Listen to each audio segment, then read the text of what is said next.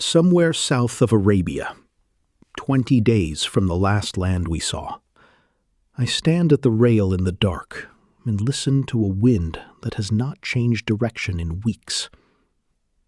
Under my feet, sealed in the hold, are chests of gold coin. Every coin of it is borrowed. If the sea takes this ship, the debt dies with her, and a man in Alexandria loses a fortune. If she lives, I owe him more than a senator is worth, and the only way to pay him is waiting at a river mouth in India, in sacks of black pepper. I am a merchant of Alexandria, Greek in speech, Roman in law, and I am sailing off the edge of every map my grandfather trusted. Sailors of the Middle Sea keep the coast in sight their whole lives. On this run, there is no coast. 40 days of open water, if the wind holds. The sailing manual for this ocean states the bargain without decoration. The summer crossing is more direct and sooner completed, though more dangerous. Every man aboard chose it anyway. To understand how I got here, come back 4 months, to a table in Alexandria, and to the man across it, whose money this is. The deal is called a sea loan, and it works like a wager. He advances the fortune, I sail.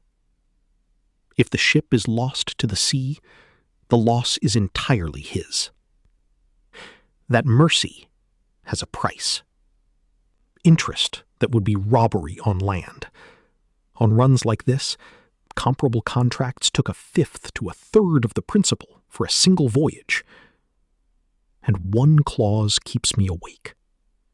If the ship comes home safe, and I still cannot pay, cargo spoiled, cargo stolen, a deadline missed, everything I pledged becomes his, and I am finished in front of the whole city.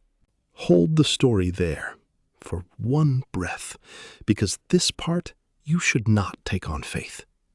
That contract is real. A torn sheet of papyrus survives, written in Greek in the middle of the 2nd century, and it sits today in a library in Vienna. One side preserves the skeleton of a sea loan for the India run. The other side carries the customs accounting of a real cargo on a real named ship, the Hermapolon. The numbers survived. The man did not. His name is gone from the document, so I will not invent one. The ports, the roads, the taxes, the goods around me are all documented. I am the reconstruction. One merchant, assembled from many whose receipts still exist, scratched on potsherds along this very route. The gold bought its first miles on the river. From Alexandria we went up the Nile to Coptos, the last easy water of the whole venture, where everything came off the barges and onto camels. The empire was waiting there with a price list. The desert road has a toll schedule cut in stone. So much per camel, so much per man, more for a woman, and a line even for a corpse. Nothing crosses unrecorded. Then 12 days of desert. A chain of guarded wells. Stone forts a day's march apart, each with its garrison, its cistern, and a gate that shuts at dark. Between the forts, heat, rock, and the arithmetic of water. Bandits exist. Mostly, I fear thirst. Berenice, at the end of the road, is like no other town in the empire. On its docks I hear Greek, Latin, Egyptian, Arabian speech, and languages from across the ocean, because men from India live and work here at Rome's door, and everyone, in every language, is watching the same calendar. In July, over the far ocean, the wind swings around and blows toward India and holds there for months, like a door swinging open.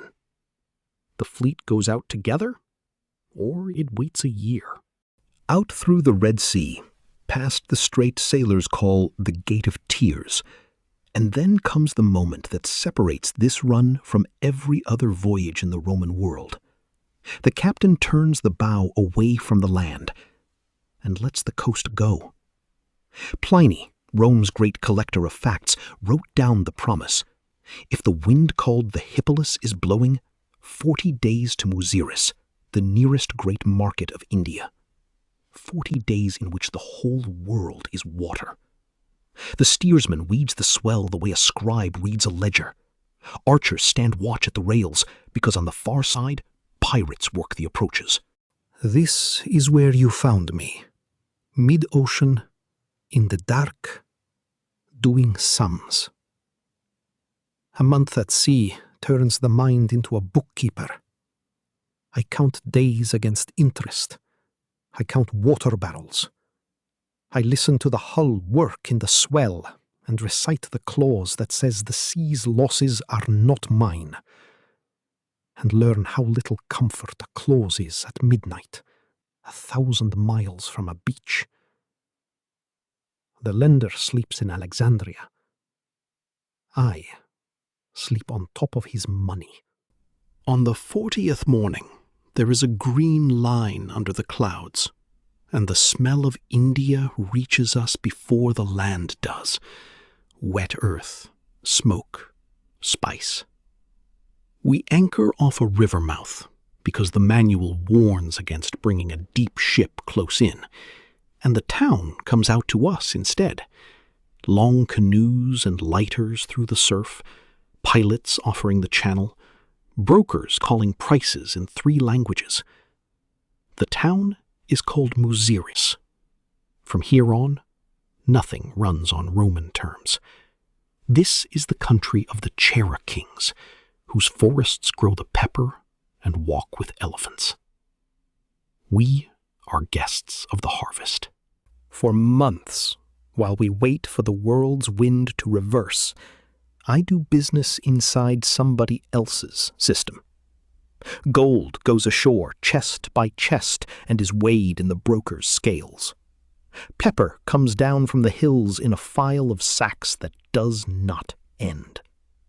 The people of this coast wrote about men like me. Tamil poets remember the Yavanas, their word for us Westerners, arriving in fine ships with gold and leaving with pepper. That is the whole relationship, seen from the beach, and it is exact.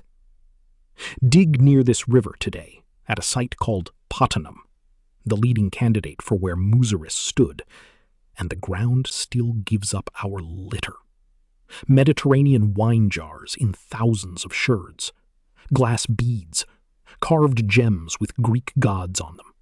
By December, the hold is transformed. Pepper in hundreds of tons, sack upon sack, until the ship rides low. Ivory from the Chera forests, 167 elephant tusks, counted and weighed one by one, plus crates of trimmed ivory. Sealed jars of fragrant nard carried down from the Ganges country. And every sack is loaded against a date. The contract runs on the Monsoon's calendar, and the scholars who study it argue a ship like ours had to clear Muziris by the middle of January, when the winter wind blows fair for home. Miss the wind, and the debt does not wait with you. The winter wind carries us home the way the summer wind carried us out. Weeks of open water, the Gate of Tears, the long haul up the Red Sea, and at Berenice, before a single sack moves inland, Rome is waiting on the dock. The customs men here collect what everyone simply calls the quarter. 1/4 of everything, the pepper, the ivory, the nard, assessed, valued, and taken for the emperor.